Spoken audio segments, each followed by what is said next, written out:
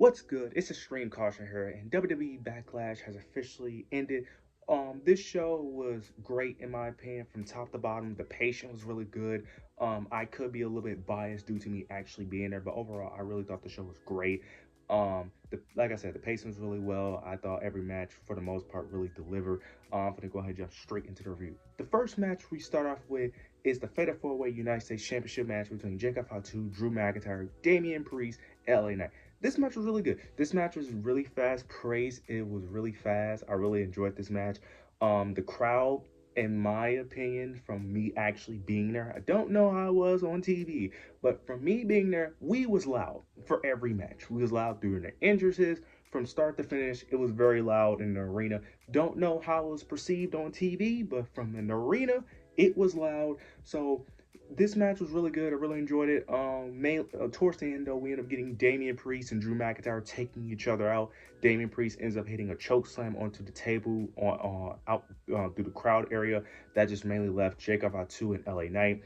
We end up getting a new Bloodline member. Jeff Cobbs ends up making his WWE debut. Him and Solo interfered in the match. This allowed Jacob Fatu to pick up the victory, but Jacob Fatu seems like he wasn't very happy with the new addition of the Bloodline. Seems like him and Solo are gonna have a bit of friction. This is continuing the story of eventually Solo and Jacob potentially being rivals of that championship. Now the thing is, I like the idea of Jacob Fatu and Solo potentially becoming a rivalry.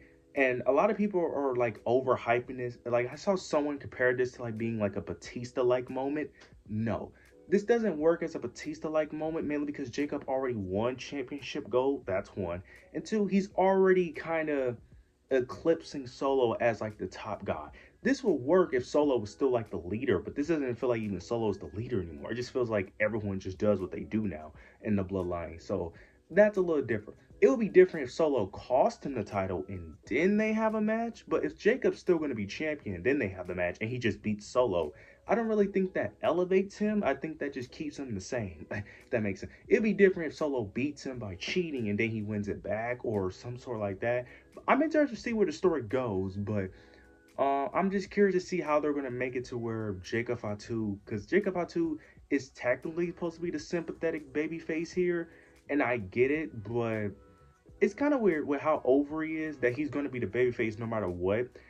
I guess Solo technically would still be the heel in this situation either way. I just don't know how Jacob would be a babyface either due to the story. But maybe I'm just wrong and overthinking it. But overall, I'm interested in the feud. I'm just interested to see how that plays out. The next match we get is arguably the best match of the night, which is Becky Lynch versus Lyra Valkyria. This match was amazing, bro. This match cooked. This match was better than their NXT match. I lowered my expectations because this match right here is what I expected from their NXT match. Their NXT match was good. It was a really good match. This match was great. This match was everything it needed.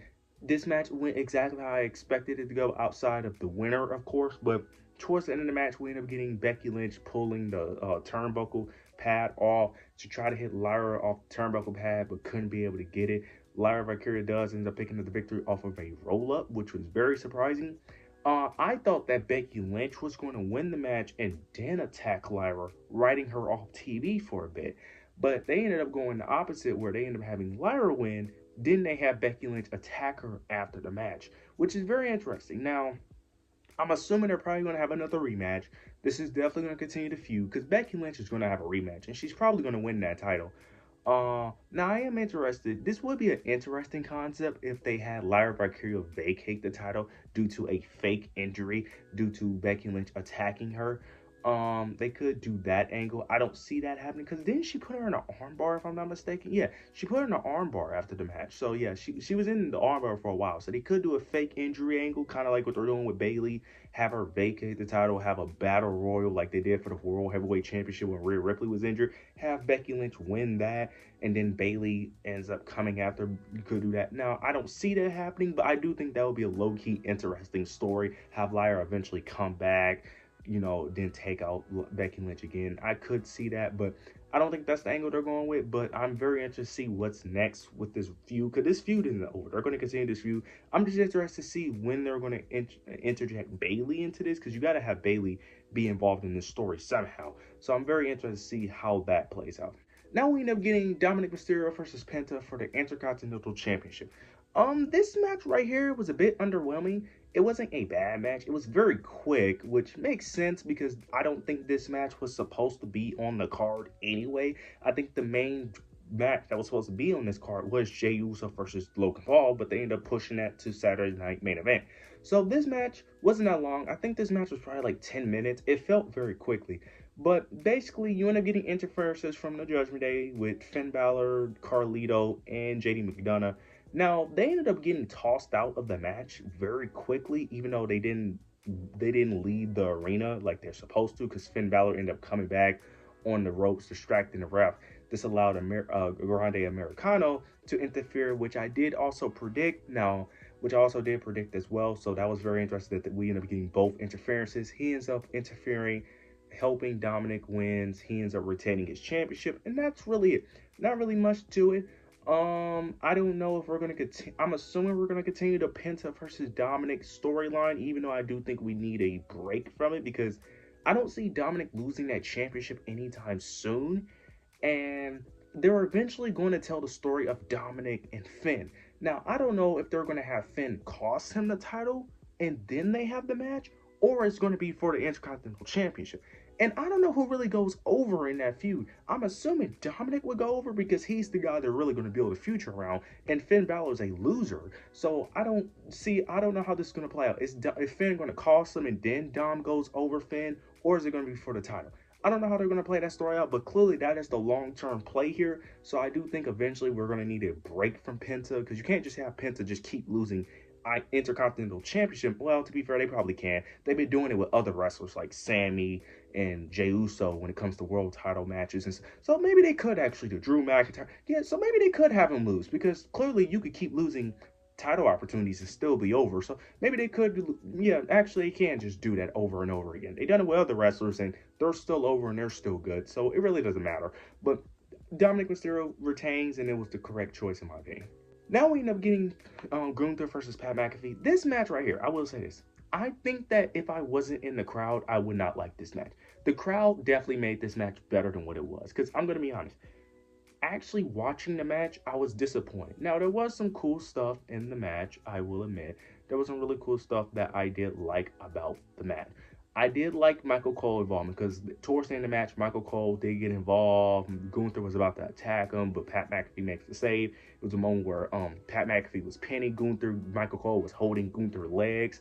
It's actually very shocking that Michael Cole complains about cheating, but he was willing to cheat for Pat McAfee. I thought that was very interesting, because typically you hear Michael Cole be more of the babyface in commentary, but he, technically speaking, I get that he got attacked. I understand it, but it was very strange that he was willing to cheat, be a heel technically, for Pat McAfee, even though he complains about heels cheating all the time. Very, very, I just find that kind of funny. But, the thing that disappointed me, Gunther, of course, won. He ends up making Pat McAfee pass out. My only thing is, I don't understand why Gunther was toying with Pat McAfee, which was fine.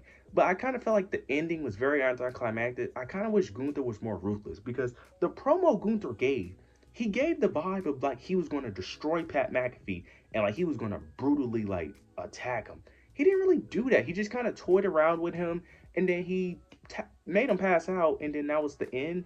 And then after the match, they ended up having like a sign of respect moment, which I don't understand. Based off the promo that Gunther gave, you would have thought he would have been way more ruthless, which is what I wanted. I'm not saying he had to make him bleed, but I kind of wish like the ending was like a moment where he just spammed a bunch of finishers, clotheslined him a bunch of times, chopped him a million times, and then make him pass out. And I kind of feel like Pat McAfee should not have had like a Hulk Hogan moment where he started getting adrenaline and all.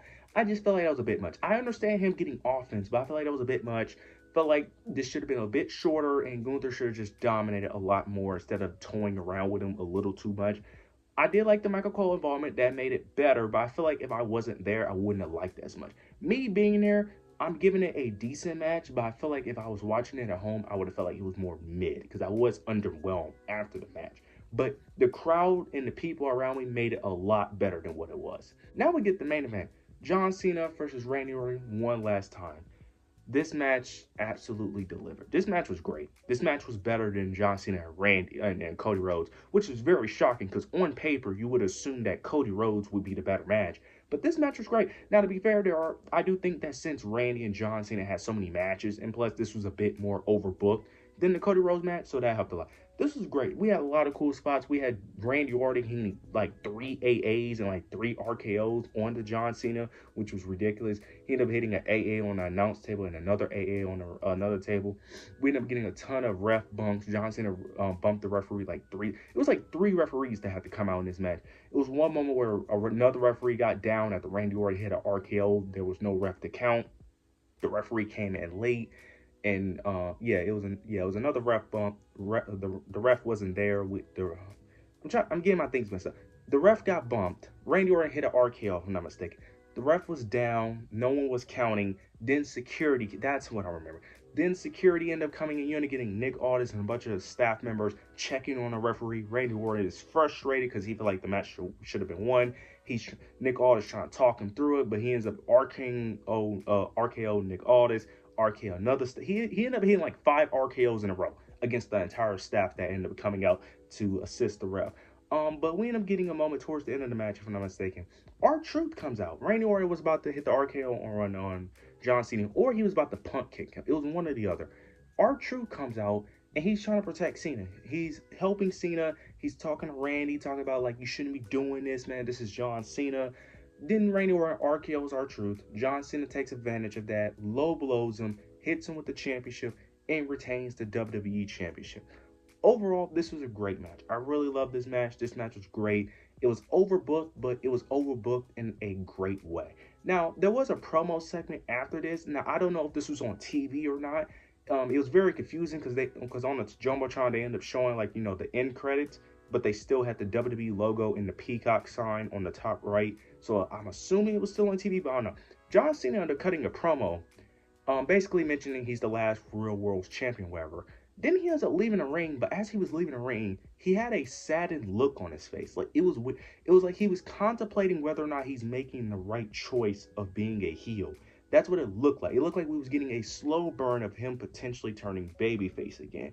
So I don't know if that was on TV, but that's what we saw in the crowd. Like on the Jumbotron, he was walking slowly, looking back at the crowd. He didn't look happy. He had a very sad look on his face. So I don't know if y'all saw that, but that's what we saw in the arena. Then that also in the post show, on the press conference, him and R-Truth had a segment, and he ended up attacking R-Truth.